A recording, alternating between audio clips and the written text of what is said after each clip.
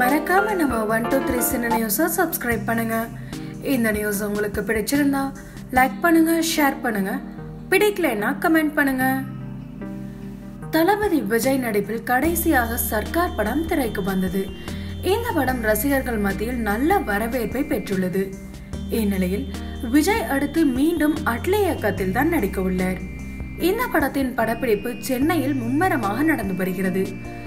எப்போதும் விஜய் சென்னையில் படப்பிடிப்பு நடத்தினால் கூட்டம் கூடும் என்பதால் வெளியூரில் தான் செட் அமைத்து படப்பிடிப்பு நடத்துவார். ஆனால் இந்த முறை சென்னையிலேயே படப்பிடிப்பு நடத்துவது மட்டுமின்றி தினமும் ரசிகர்களை சந்தித்து அவர்களை சந்தோஷத்தில் ஆழ்த்தி வருகிறார்.